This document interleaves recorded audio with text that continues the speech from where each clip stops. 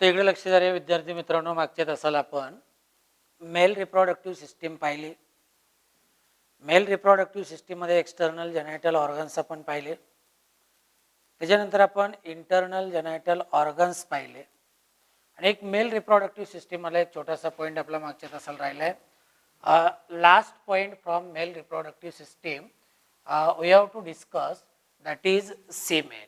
As far as semen is concerned, semen means this one is fluid which is discharged by male into female genital tract or vagina during sexual intercourse, or we can say that this one is introduced, discharged into vagina at end of sexual intercourse. Means semen, this one is, it is whitish, then this one is semi solid genital material, semi solid genital material which is discharged into vagina, by penis, this one is called as semen. Semen, it is a semi solid. This one is whitish genital material which is introduced, which is discharged or ejaculated into vagina by penis. It is called as semen. Then say a semen, it is composed of, or it consists of 60% seminal fluid, 60% seminal fluid plus 30% prostatic fluid, 30% prostatic fluid plus 10% sperms. This is the composition, that is it consists 60% seminal fluid which is secreted by seminal vesicle, then 30% prostatic fluid which is secreted by prostate gland, and there are 10% sperm. Remember, here we have seen, while discussing the accessory sex gland, we have seen in male there are 3 accessory sex gland. One is seminal vesicle whose contribution in semen it is 60%. Another one is prostate gland whose contribution in semen it is 30%. And last one we have seen Cowper's gland, it do not form any part of semen. तर semen मध्ये हे 3 part आहेत. 60% seminal fluid, 30% prostatic fluid आणि 10% sperm. See, if sperms they are absent in semen, then this condition it is called as azoospermia. Means say semen devoid of sperms. This one is called as azoospermia. Means this one is a condition, azoospermia, it is a condition in which semen it is without sperm or sperms they are absent in semen. Then see, another important point is also that in semen, if sperms are present below normal number, then this condition it is called as oligospermia. Means if semen it is without sperm, then it is called as azoospermia. And if semen it is having less number of sperm, means if sperm count in semen, if it is below normal number, then it is called as oligospermia. And see, both these conditions they leads to sterility. म्हणजे असा जो mail आहे याच्यामध्ये जर या दोन्ही condition असतील, समजा अझोस्पर्मिया असेल किंवा ऑलिगोस्पर्मिया असेल, तर it is not able to give birth to the young one. Means azoospermia and oligospermia both result into sterility. Then say another point, that is normal number of sperms normal number of sperms in semen, this one is 120 million. It is 120 million per ejaculation. जे per ejaculation or during each ejaculation, the normal number of sperms in semen, this one is 120 million. See, as far as semen is concerned, say semen contains fructose, then calcium ions and some enzymes or certain enzymes they are present in semen. तर semen मध्ये fructose आहे, calcium ions आहेत आणि याच्यामध्ये काही enzymes आहेत. Another point is that say during each sexual intercourse or during each ejaculation 3 to 4 ml semen is discharged into vagina, and this much amount of semen it contains near about 200 to 300 million sperm. 300 million sperm म्हणजे प्रत्येक sexual intercourse मध्ये किंवा during each ejaculation male discharges 3 to 4 ml semen into vagina, and this much amount of semen it is having this number of sperm, that is 200 to 300 million sperm. And see, if sperm count per ejaculation it is below 80 million, then this result into sterility. It is also responsible for sterility, or such male it is called as sterile male.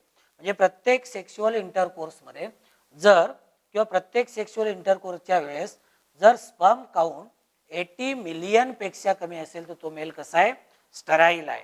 आता बघा काय काय पाहिलं आपण याच्यामध्ये. Semen, it is a whitish, it is a semi-solid genital material which is discharged into vagina by penis. याचं contribution जर पाहिलं तर 60% सेमिनल फ्लुइड आहे, 30% याच्यामध्ये प्रोस्टॅटिक फ्लुइड आणि 10% स्पर्म्स आहेत. सिमेनमध्ये जर स्पर्म नसतील, semen divide of sperm it is called as azoospermia, and in semen if sperms are present below normal number then it is called as oligospermia, and both these condition azoospermia as well as oligospermia they result into sterility. Normal number of sperm in semen it is 120 million per ejaculation or during each sexual intercourse. The amount of semen discharged into vagina it contain normal number of sperm, that is 120 million. Semen it is having some amount of fructose, calcium ion and some enzyme. During each sexual intercourse or during each ejaculation 3 to 4 ml semen it is discharged into vagina which contain 200 to 300 million sperm, and if sperm count in semen it is below 80 million then it result into sterility, or such male it is called as sterile male. Then say during fertilization process, here we can say that at least 60% sperm should be, or they should have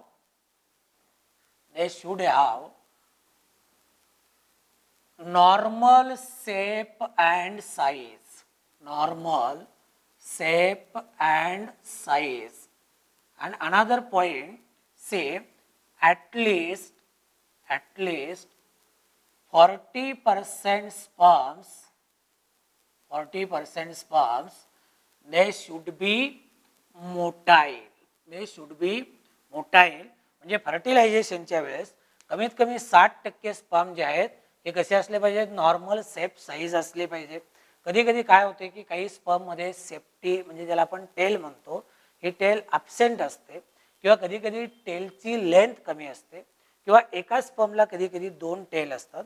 म्हणजे थोडक्यामध्ये 60% sperm normal shape आणि साईजचे असले पाहिजेत आणि कमीत कमी 40% sperm कसे असले पाहिजेत, मोटाईल असले पाहिजेत.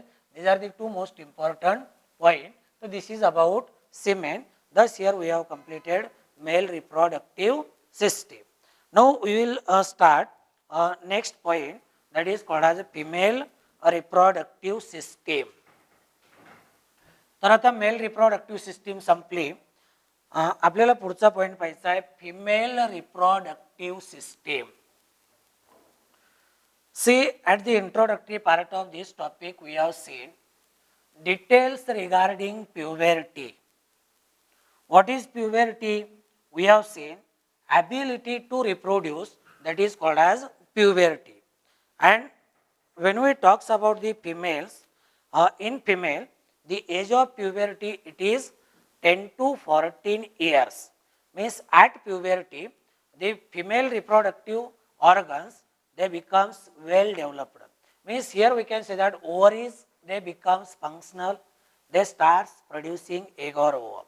म्हणजे फिमेल मध्ये रिप्रोडक्टिव्ह सिस्टीम फंक्शनल होते. म्हणजे नेमकं काय होते की हे जे ओव्हरीज आहेत ज्याला आपण फिमेल गोनॅड म्हणतो, दे स्टार्ट प्रोड्युसिंग एग और ओवम.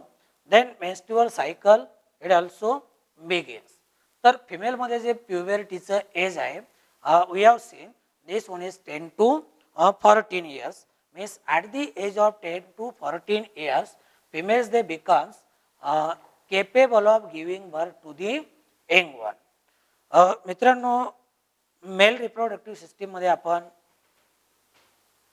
मेल रिप्रोडक्टिव्ह ऑर्गनचं 2 टाईपमध्ये क्लासिफिकेशन पाहिलं. मेल रिप्रोडक्टिव्ह ऑर्गन जे आहेत we have seen they are classified into 2 types. One is external genital organs and second one is internal genital organs. External genital organs means located outside the abdomen and internal genital organs they are located inside the abdomen. In the similar way here also female reproductive organs some they are located inside the abdomen and some they are located outside the abdomen. Those which are located inside the abdomen they are called as internal genital organs and those which are located outside the abdomen they are called as external genital organ.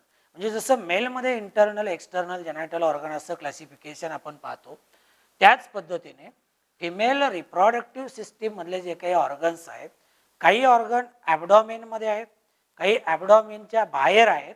मग आपल्याला काय करायचे की जे ॲबडॉमेनच्या बाहेर आहेत ते external genital organs आपल्याला वेगळे पाहिजेत आणि जे ॲबडॉमेन आहेत ॲबडॉमेनमध्ये आहेत ते इंटरनल जेनायटल ऑर्गन्स आपल्याला वेगळे पाहिजेत. तर पहिल्यांदा आपण फिमेल रिप्रोडक्टिव्ह सिस्टीममध्ये इंटरनल जेनायटल ऑर्गन्स आपण पाहणार आहोत. इंटरनल जेनायटल ऑर्गन्स कुठले आहेत बघा. पहिला इंटरनल जेनायटल ऑर्गन आहे this paired structure it is called as ovaries. Second internal genital organ जो आहे say this one is called as fallopian tubes. Fallopian tubes. नंतर third internal genital organ where our entire development takes place this one is called as uterus. And last internal genital organ that is female copulatory organ which is called as vagina. ते काय येतं 4 आपल्याला काय करायचे external genital organs पाहिजेत. त्याच्यामध्ये पहिला external genital organ आपण इंटरनल जेनायटल ऑर्गन पाहायचा आहे that is a pair of ovaries. Pair of ovaries. आता या ज्या ओव्हरीज आहेत आता तुम्हाला सांगितलं की ओव्हरीजला आपण काय म्हणतो these are female gonads. Say ovaries these are female gonads. These are female gonads. बघा रे मागच्या तासाला जसं आपण मेल रिप्रोडक्टिव्ह सिस्टीम मध्ये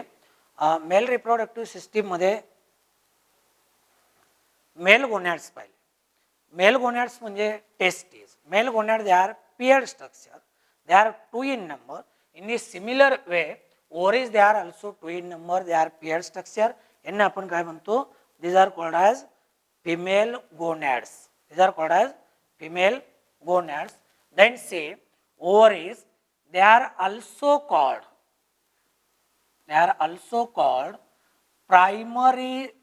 primary sex organs of female. Primary ovaries ला आपण काय म्हणतो, these are called as primary sex organs of female. तर फिमेल मधले प्रायमरी सेक्स ऑर्गन किंवा फिमेल गोनॅड्स म्हणजेच काय, ओव्हरीज. जसं आपण पाहिलं की मेल मध्ये ज्या टेस्टीज आहेत, टेस्टीज मेसोडर्मल ओरिजिन आहे, तसं यांचं सुद्धा ओरिजिन काय आहे, they are also mesodermal in origin. They are also mesodermal in origin. यांचं सुद्धा ओरिजिन मेसोडर्मल आहे. Then same these testes, they are almond shaped. They are almond shaped. जसं आपण टेस्टीज मध्ये पाहिलं की testes they are oval shaped. In the similar way, here these ovaries they are almond shaped.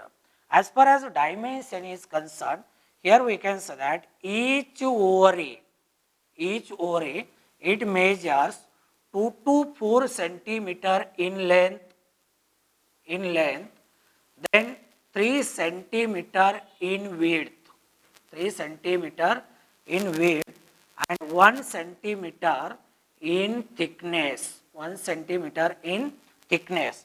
बघा प्रत्येक ovary जर आपण पाहिले तर it is 2 to 4 centimeter in length, it is 3 centimeter in width and 1 centimeter in thickness. And when we talks about weight, see weight of each ovary it is only 2 to 5 gram. प्रत्येक ओव्हरीचं वजन जर आपण पाहिलं तर फक्त किती आहे, 2 ते 5 gram. weight it is only 2 to 5 gram. Then say another point is that ovaries they are supported or they are suspended. Ovaries they are suspended from dorsal body wall,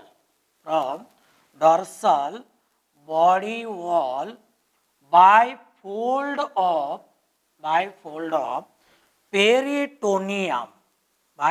of peritoneum. This one is called mesovarium. It is called as mesovarium. आता मेसोवेरियम जे आहे बघा, हे जे structure तुम्हाला ज्याला आपण mesentery असं सुद्धा म्हणू शकतो, हे जे सपोर्ट आहे हा सपोर्ट मेसोवेरियमच्या मध्ये. म्हणजे ओव्हरीज these are suspended from dorsal body wall with the help of fold of peritoneum. This fold of peritoneum it is called as mesovarium. Then another point, that is these ovaries they are connected to uterus. One on either side by a structure that is called as ovarian ligaments. Then next point, that is ovaries they are connected to lateral body wall by suspensory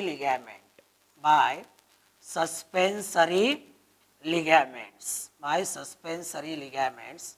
आता actual ओव्हरीची जर position आपण पाहिले तर ओव्हरीज कुठे आहेत, pelvic region मध्ये. कुठे, pelvic region मध्ये. हे 3 स्ट्रक्चर व्यवस्थित लक्षात ठेवा. मेसोवेरियम, नंतर दुसरं आहे ओव्हरियन लिगॅमेंट्स आणि तिसरं जे आहे दॅट इज कॉल्ड ॲज सस्पेन्सरी लिगॅमेंट. आता याच्या पुढे जाऊन आपण असंही म्हणू शकतो का these are 3 structures, these are 3 parts, mesovarium, ovarian ligament and suspensory ligament. They give support to the ovary. पण आता आपण काय पाहिलं की ovaries they are suspended from dorsal body wall with the help of a fold of peritoneum. It is called as mesovarium. and these two ovaries, they are connected to uterus with the help of structure that is called as a ligament. इथं uterus आणि ovary याच्यामध्ये काय असतो, ovarian लिगॅमेंट असतो आणि these ovaries they are attached to the lateral body wall with the help of structure that is called as suspensory ligament. So these 3 points, mesovarium, then ovarian ligament and suspensory ligament, these are very important. Then next point, as far as size is concerned, here we can say a size of ovary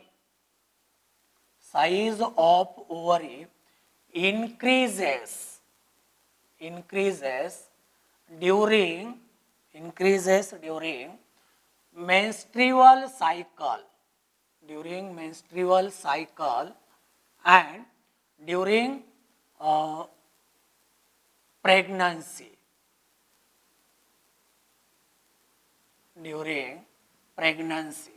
But this increase in the size of ovary, this one is temporary. ओव्हरीची जी size आहे, size temporary वाढते कधी, एक म्हणजे menstrual सायकलच्या वेळेस आणि दुसरं म्हणजे प्रेग्नन्सीमध्ये. पण ही जी साईज वाढते ही टेम्पररी इन्क्रीज आहे. Then say another point that is size of ovary decreases permanently after menopause. Menopause means this one is called as termination of menstrual cycle. menstrual cycle बंद होणे याला आपण मेनोपॉज म्हणतो. आणि मेनोपॉज मध्ये काय होते, चाइल्ड प्रोड्युसिंग कॅपॅसिटी संपते. म्हणजे जेव्हा चाइल्ड प्रोड्युसिंग कॅपॅसिटी संपते तेव्हा ओव्हरीज दे बिकम्स नॉन फंक्शनल. म्हणून इथं मात्र मेनोपॉज नंतर मेन्स्ट्रुअल सायकल बंद झाल्यानंतर काय होते, ओव्हरीची जी साईज आहे ती परमनंटली कमी होते. किती, जवळपास there is 1/4 reduction in size. 1/4 size काय होते, परमनंटली कमी होते. Reason is that at menopause child producing capacity it is stopped, and that is why these ovaries they becomes non-functional. Hence there is complete permanently 1/4 reduction in size of ovary. See, as far as the functions of ovary are concerned, here we can say that we have seen ovary, it is a primary sex organ. The primary function of ovary, it is production, primary function. This one is production of egg or ovum. And see, ovaries, they produces female sex hormones. Two types of female sex hormones, these are produced by ovary. First one that is called as estrogen, and second one that is called as progesterone. इकडे लक्ष द्या, mail मध्ये एकच sex hormone आहे. आपण पाहिलेले याच्या अगोदर मेल मध्ये जे एकमेव सेक्स हार्मोन आहे त्याला आपण प्रोजेस्टेरॉन म्हणतो. पण फिमेल मध्ये दोन सेक्स हार्मोन आहेत जे की ओव्हरी मध्ये तयार होतात. एक म्हणजे एस्ट्रोजन आणि दुसरं म्हणजे progesterone. So these are two main functions.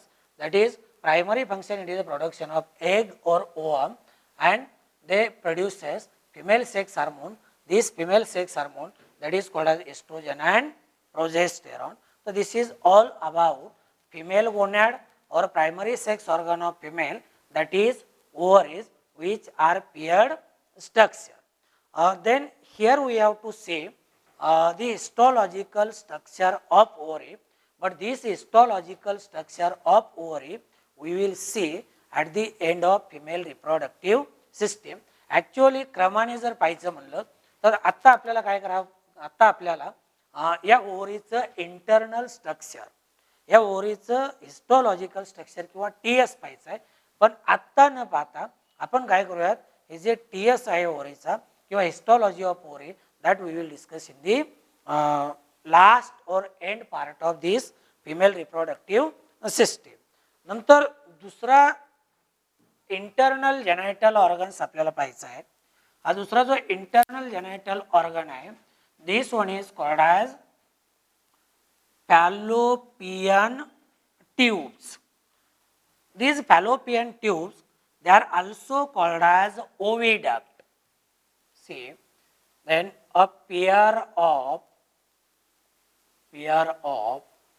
fallopian tubes, pair of fallopian tubes.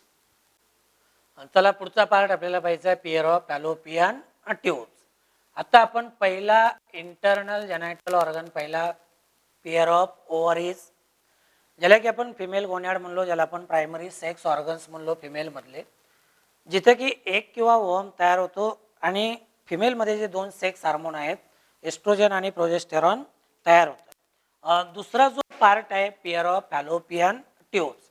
आता बघा याला आपण काय म्हणतो, this one is called as a fallopian tube, this is also another fallopian tube. म्हणजे fallopian tubes these are paired structure and these fallopian tubes they lie horizontally over the peritoneal cavity located near the ovaries. Means say these fallopian tubes are paired structure, they are paired structure, then lie horizontally over peritoneal cavity,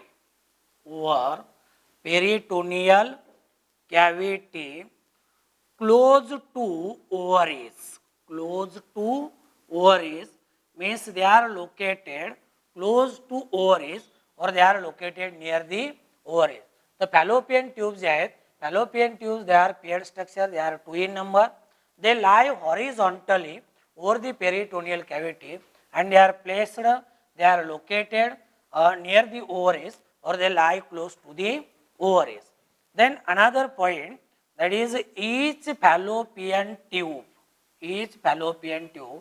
it measures about 10 to 12 centimeter in length, 10 to 12 centimeter in length. Fallopian tubes याचं एक दुसरं नाव आहे मित्रांनो, लक्षात ठेवा, that is they are also called as oviduct. Duct means tube, ovi means ova or egg carrying tube, that is they are also called as oviduct. तर प्रत्येक ओव्हिडक्ट किंवा प्रत्येक फॅलोपियन ट्यूबची जर आपण लेंथ पाहिली तर that is called as 10 to 12 centimeter in length. Then see these fallopian tubes they are internally lined by two types of cells, and these two types of cells, these are first one that is called as ciliated cells, and second one that is called as non-ciliated cells, and see these non-ciliated cells they are also called as PEG cells, and these PEG cells they provides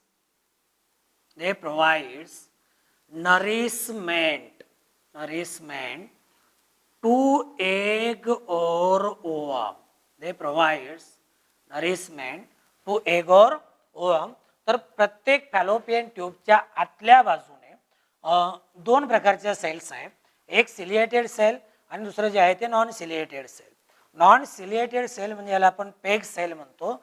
this peg cell they provide nourishment to the egg और ovum. आता ciliated cell जे आहे इकडे लक्ष द्या, फिमेलमध्ये ओव्हरीमध्ये आत्ता आपण पाहिलं एक किंवा ओव्हम तयार होतो, पण तयार झालेला हा जो एक किंवा ओव्हम आहे तो नॉन मोटाईल आहे. फर्टिलायझेशनची साईट कुठे? इथे ॲम्प्युलामध्ये फर्टिलायझेशन होईल. कुठे? इथे. मग आता इथून रिलीज झालेलं जे एग आहे ते इथपर्यंत आणलं पाहिजे.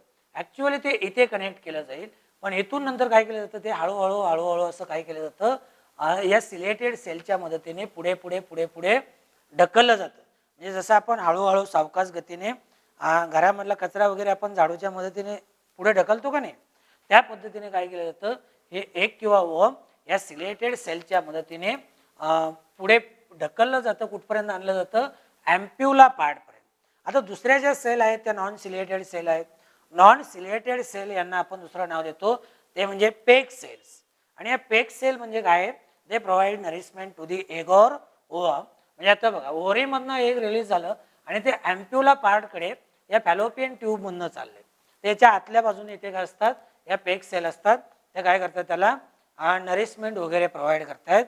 म्हणजे जसं की आपल्याकडे नाही का, जसं कुठे एखादी दिंडी वगैरे पंढरपूरला म्हणा, आळंदीला म्हणा चालली, तर रस्त्यामध्ये काय केलं जातं, जाणारे जे काही वारकरी आहेत त्यांची रस्त्यामध्ये जेवणाची सोय केली जाते. तसं या पेग सेलचं काम आहे, they provide nourishment to the egg or ova. Then say another point is that these fallopian tubes, they are supported by double fold of peritoneum, are supported by double fold of peritoneum, double fold of peritoneum.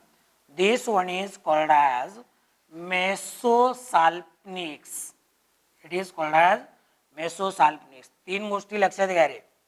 आता आपण ओव्हरीमध्ये जे peritoneal fold पाहिलं, when peritoneum fold it is related with ovary, then it is called as mesovaria.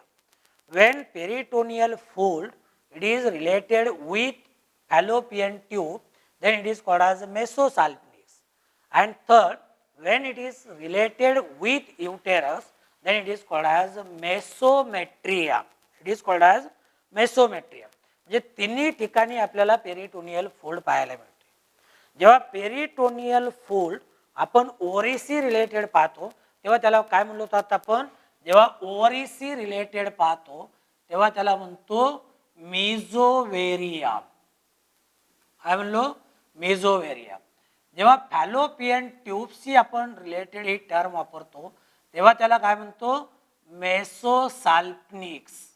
आणि जेव्हा युटेरसची ही term आपण वापरतो किंवा जेव्हा पेरिटोनियल फोल्ड युटेरसशी रिलेटेड आहेत तेव्हा त्याला आपण काय म्हणतो, that is called as mesometrium. That is called as mesometrium. Mesovarium बद्दल आपण आत्ताच पाहिले, मेसोसाल्पिनिक्स बद्दल आता आपण पाहतोय, मेसोमेट्रियम बद्दल आपण थोड्या वेळाने पाहणार आहोत.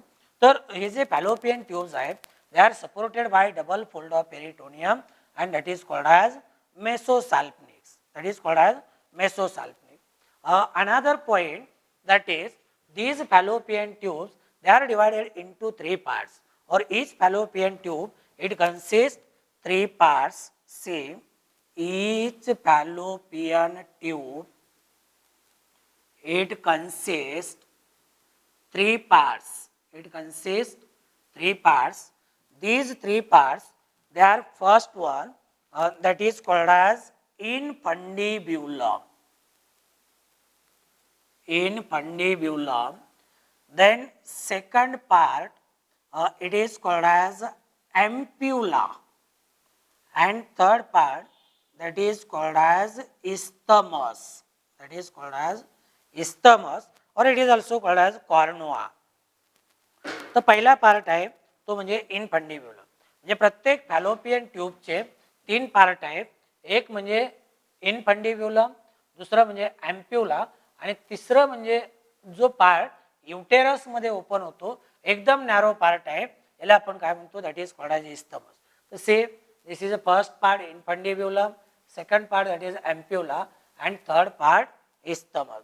आता हा जर पहिला पार्ट आपण पाहिला इनफंडिब्युलम, तर से infundibulum it is a broad, it is a proximal part, it is a broad proximal part located close to ovary, located close to the ovary. The infundibulum broad proximal part type, where it is located, it is located close to the ovary. Then another point is that here this infundibulum it has 7 to 8 finger-like projections. Finger-like projections. These finger-like projections they are called as pimri. They are called as pimri. And see this pimri at center, it is having opening. This opening, it is called as ostium. It is called as ostium. तर परत एकदा बघा, इनफंडिब्युलम म्हणजे काय? हा fallopian ट्यूबचा सुरुवातीचा भाग आहे, ब्रॉड आहे, फनेल शेप्ड आहे. Where it is located? It is located close to the ovary. आणि हे जे इनफंडिब्युलम आहे याला असे 7 ते 8 फिंगर लाईक प्रोजेक्शन्स असतात. हे फिंगर लाईक प्रोजेक्शन याला आपण फिमरी म्हणतो. आणि या फिमरीच्या सेंटरला, या फिमरीच्या सेंटरला काय असते? अशी एक ओपनिंग असते. या ओपनिंगला आपण काय म्हणतो? This opening it is called as ostium. आणि ऑस्टियमचं फंक्शन काय आहे की ओव्हरीमधनं रिलीज झालेलं एक कॅप्चर करणे. कारण जर एक कॅप्चर केलं नाही किंवा एक कलेक्ट केलं नाही ऑस्टियममध्ये, तर एक कुठे जाईल? पेरिटोनियल कॅव्हिटीमध्ये जाईल. म्हणजे मुळात प्रत्येक महिन्याला एकच एग रिलीज होते आणि तेही वाया गेलं तर मग त्याचे नुकसान होऊ नये, पेरिटोनियल कॅव्हिटीमध्ये एग जाऊ नये म्हणून काय होते की हे जे फिमरी असतात, या फिमरी काय करतात? या ओव्हरीच्या जवळ अशी ओंजळ धरून बसतात. आलं लक्षामध्ये? आणि इथे एक सेंटरला काय असते? ओपनिंग असते, त्याला ऑस्टियम म्हणतो. आणि मग या ओंजळीमध्ये थोडक्यामध्ये किंवा ऑस्टियममध्ये काय केलं जातं? एक किंवा ओव्हम कलेक्ट केलं जातं. काय केलं जातं? एक किंवा ओव्हम कलेक्ट केलं जातं. आता इनफंडिब्युलमची जर आपण रचना पाहिली, एक लक्षात घ्या, तुम्ही जर थोडं डोकं लावलं तर प्रत्येक पार्ट आपल्याला कुठल्या ना कुठल्या पार्टशी काय करता येतो? कम्पेअर करता येतो. आता याच्यामध्ये जर आपण समजा ही एंटायर फिमेल रिप्रोडक्टिव्ह सिस्टीम पाहिली, आता जर डायग्रामच्या नुसार आपण पाहिलं तर ही जी फिमेल रिप्रोडक्टिव्ह सिस्टीम आहे ना, ही फिमेल रिप्रोडक्टिव्ह सिस्टीम तुम्हाला ही अशी दिसते. बरोबर आहे? अशी दिसते. ॲक्च्युअल अशी नाही, ॲक्च्युअल अशी नाही. तुम्ही उन्हाळ्याच्या दिवसामध्ये भर उन्हामध्ये एखाद्या झाडाच्या सावलीला किंवा एखाद्या ओलसर जागी कुत्रं बसलेलं पाहिलं असेल. हे कुत्रं बसताना कुत्रं काय करते? त्या झाडाच्या सावलीला खड्डा करते आणि त्या खड्ड्यामध्ये काय करते? स्वतःला गाडून घेते. म्हणजे खड्ड्यात बसताना डोकं, पुढचे पाय आणि मागचे पाय सगळे असे एकत्र आणले जातात. म्हणजे त्या खड्ड्यात बसलेलं जे कुत्रा आहे त्याची जी एक्झॅक्ट पोझिशन आहे, ही एक्झॅक्ट पोझिशन आपल्याला फिमेल रिप्रोडक्टिव्ह सिस्टीमची दिसते. दुसरी गोष्ट, याचा जर आपण इनफंडिब्युलम कम्पेअर केला तर ते आता मला त्याचं नेमकं नाव आठवत नाही बरं का, पण ग्रामीण भागामध्ये लग्नाच्या वगैरे कार्यक्रमाला म्हणा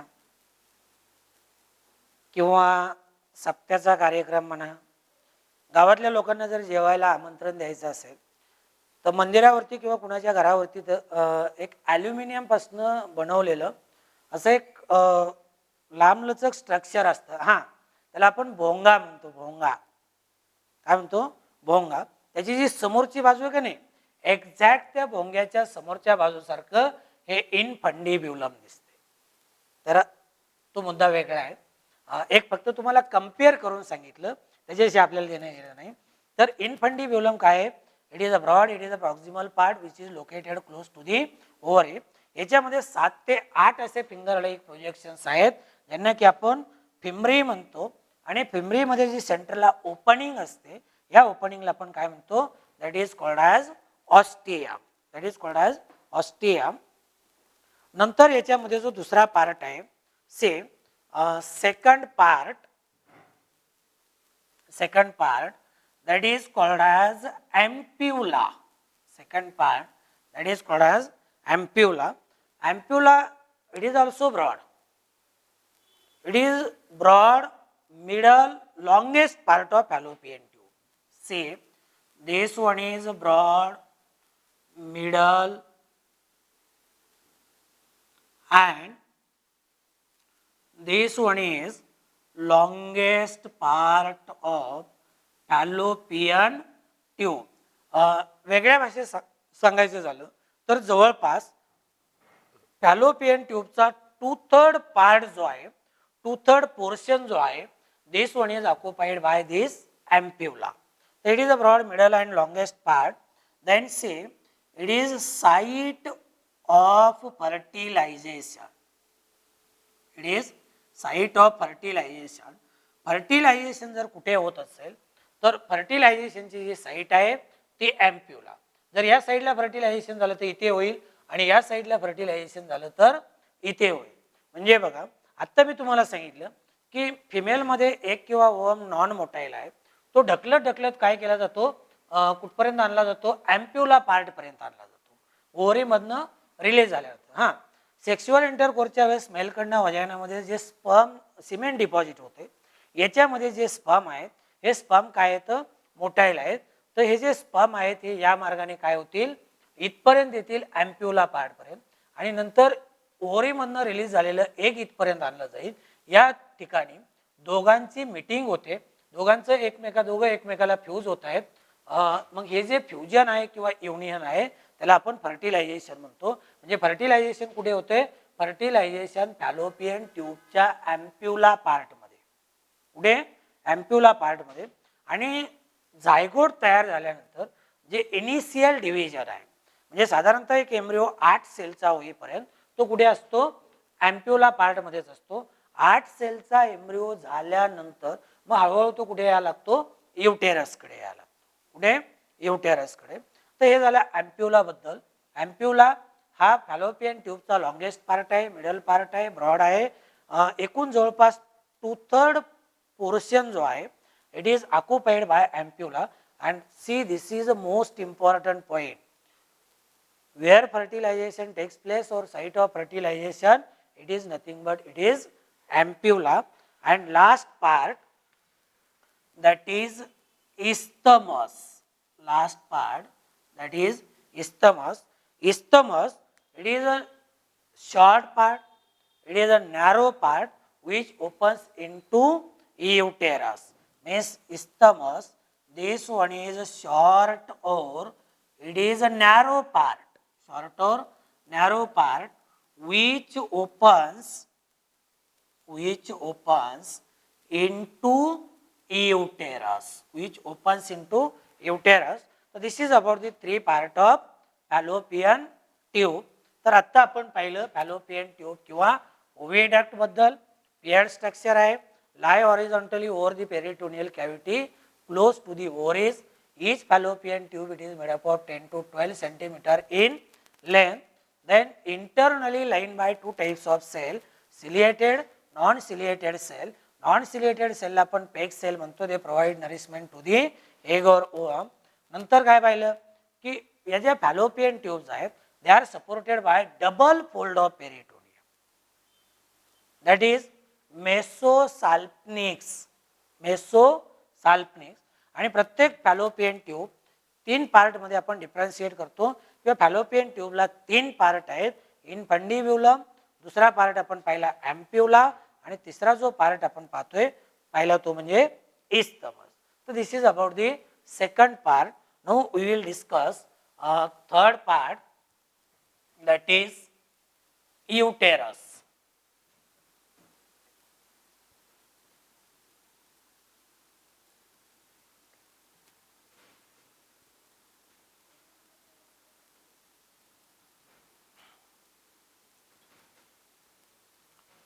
See, third part, that is uterus.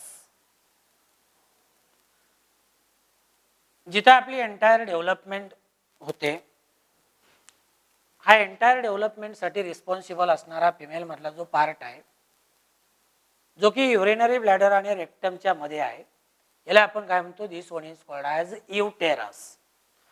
आता जसं मी तुम्हाला फॅलोपियन ट्यूब बद्दल सांगितलं किंवा एंटायर फिमेल रिप्रोडक्टिव्ह सिस्टीम बद्दल सांगितलं, तसं युटेरसचा जर आपण एक्झॅक्ट शेप पाहायचा झाला तर याच्यामध्ये काय करायचं, ज्याला आपण काय म्हणतो ते तोटी असलेला पेरू असतो का नाही, तोटी असलेला पेरू असं जे जुन्या काळी बल्ब होते बघा, तर त्या बल्बाला थोडंसं नाकाड असतं.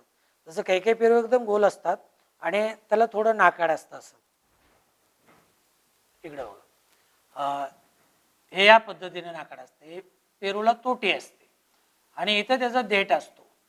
आपण काय करतो, हा देठ काढून टाकतो आणि याला धरून आपण तो पेरू खातो किंवा वाटलं तर हाही काढून टाकतो काय. तर तोटी असलेला पिकलेला पेरू घेतला आणि तो जर असा आपण दाबला तर त्याचा जो एक्झॅक्ट शेप होतो हा शेप कुणाचा, युटेरसचा. कुणाचा, युटेरसचा. तर युटेरस हे इन्व्हर्टेड पेअर शेप्ड स्ट्रक्चर आहे. इथे आपली काय होते, एंटायर डेव्हलपमेंट होते. काय होते, एंटायर डेव्हलपमेंट होते. मी कधी कधी गमतीने म्हणत असतो, बोलताना माणसं काय म्हणतात, माझा जन्म महाराष्ट्रात झाला, माझा जन्म राजस्थानमध्ये झाला, माझा जन्म आंध्र प्रदेशमध्ये झाला, माझा जन्म गुजरातमध्ये झाला, माझा जन्म मध्य प्रदेशमध्ये झाला. तर मी तर म्हणेन सगळ्याचा जन्म कुठे झाला, मध्य प्रदेशमध्ये. कुठे, मध्य प्रदेश. म्हणजे युटेरसला आपण गमतीने मध्य प्रदेश असं सुद्धा म्हणतो. इथं याची पोझिशन आहे. म्हणजेच महाराष्ट्र नाही, गुजरात नाही, आंध्रा नाही, काही नाही, सगळ्याचा जन्म कुठे झाला, मध्य प्रदेश. आणि हे मध्य प्रदेश म्हणजे कोण आहे, त्याला आपण काय म्हणतो, that is called as uterus. तर हे जे युटेरस आहे, आपण काय करूयात, युटेरस बद्दल डिटेल पाहूयात.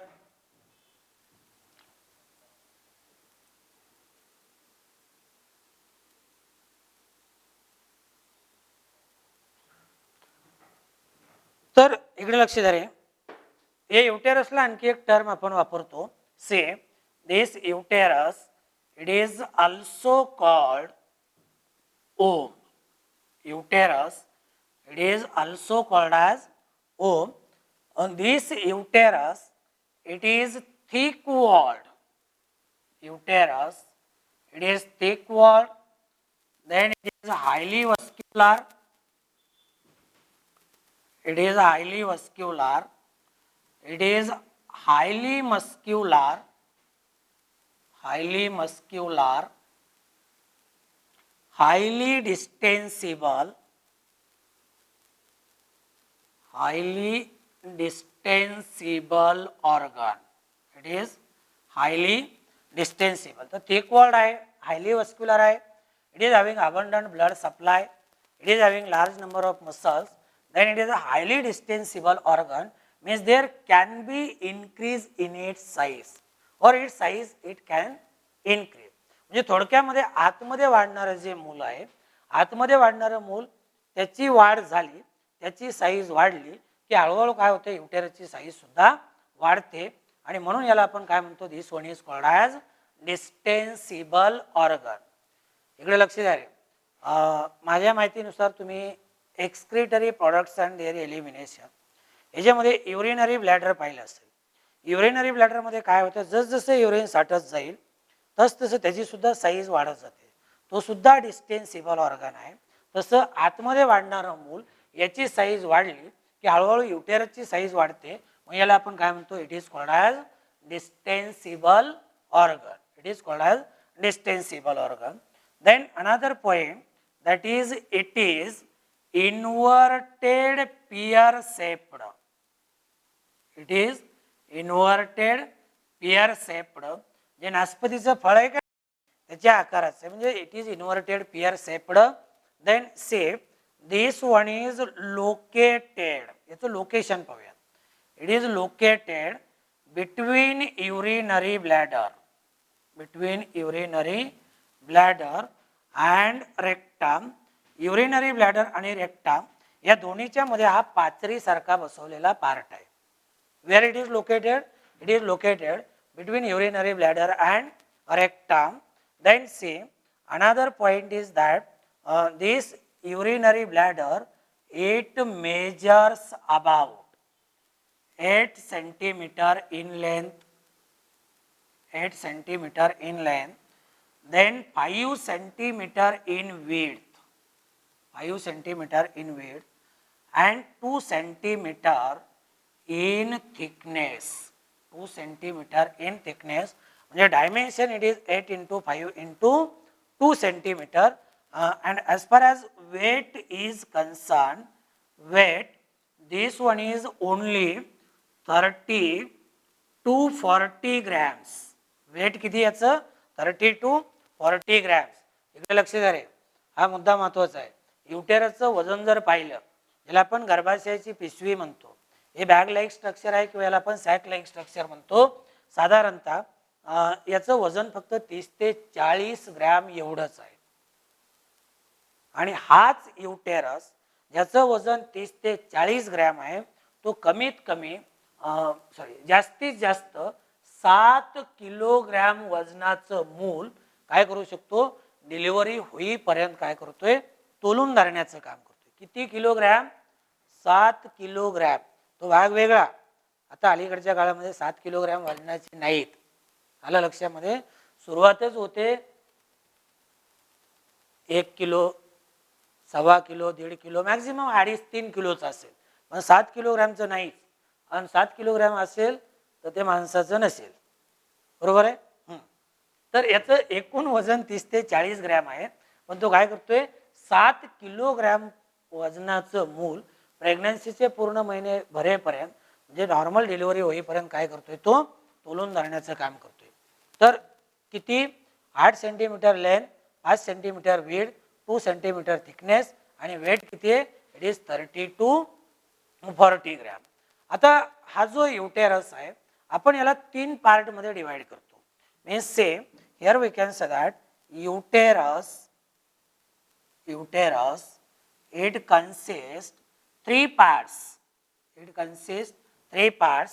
See, these 3 parts, they are first one that is called as fundus, then second part that is called as body, and third part that is called as cervix. हे 3 part आहेत युटेरसचे. एक पहिला part आहे हा funds. याला आपण जसं हा जो फंडस आहे ॲक्च्युअल जर आपण कम्पेअर केलं ना तर हा मंदिराच्या घुमटासारखा दिसतो. हा अंटेरियर डोम शेप्ड पार्ट आहे. काय आहे? Fundus. It is anterior dome shaped part.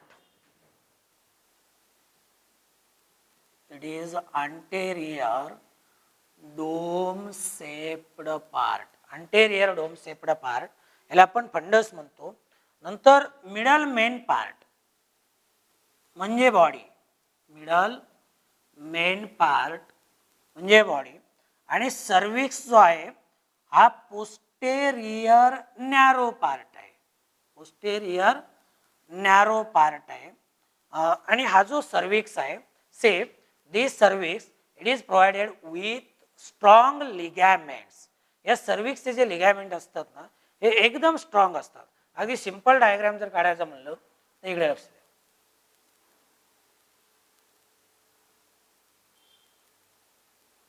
हे थोडक्यामध्ये काय आहे तर हे सर्विक्सचे लिगॅमेंट. हा लोअर पार्ट आहे सर्विक्सचा, युटेरसचा. तर हा जो सर्विक्स आहे सर्विक्स दोन्ही बाजूने ओपन होतो. तो आतल्या बाजूने ओपन होतो तसं तो बाहेरच्या बाजूने ओपन होतो. काय? बाहेरच्या बाजूने. इकडे लक्ष द्या. आता मी जे सांगितलं ना की पोस्टेरियर नॅरो पार्ट याला आपण सर्विक्स म्हणतो. आणि cervix it is supported by strong ligaments. हे लिगॅमेंट एवढे स्ट्रॉंग असतात. आणि जर लिगॅमेंट स्ट्रॉंग नसते, लूज असते तर काय होईल? ॲबॉर्शन होईल. काय होईल? ॲबॉर्शन होईल. आता हा जो सर्विक्स आहे सर्विक्स आतल्या बाजूने युटेरस मध्ये ओपन होतो. कुठे? हे जे ॲरो दाखवलेत ना तो आतल्या बाजूने युटेरस मध्ये ओपन होतो. मग ही जी ओपनिंग आहे ना युटेरस मध्ये याला आपण काय म्हणतो? It is called as internal OS. आणि सर्विक्स बाहेरच्या बाजूने कुठे ओपन होतो? वजायनामध्ये ओपन होतो. याला आपण काय म्हणतो? It is called as external OS. External OS हा एक पार्ट लक्षात घ्या बरं का रे. हा जो सर्विक्स आहे cervix it opens on both side. Both side means it opens into uterus internally by internal opening or internal OS and opens into vagina externally by external opening or OS. आता external OS बद्दल जर आपण पाहिलं से when we talks about external OS in nulliparous female, in nulliparous female external OS it is small and circular. It is small and circular. And in multiparous female, this one is larger. आपण external OS बद्दल बोलतोय. External OS नल्लीपॅरस female मध्ये कसं आहे, small आणि circular.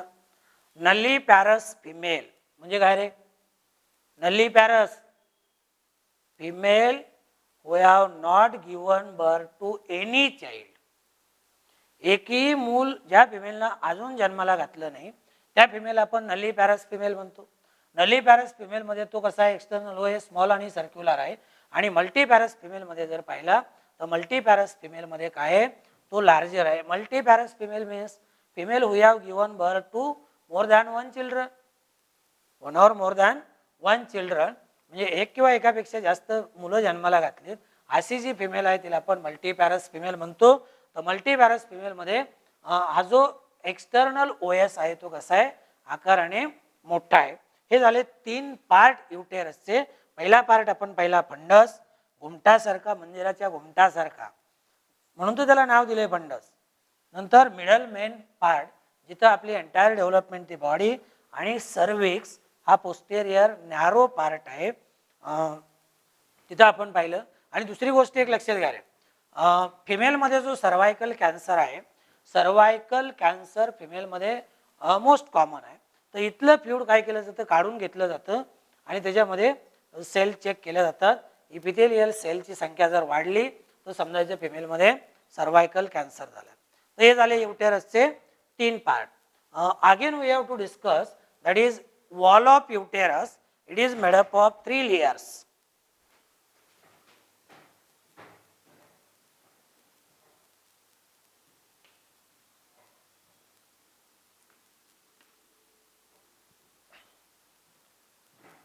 See next, that is wall of uterus.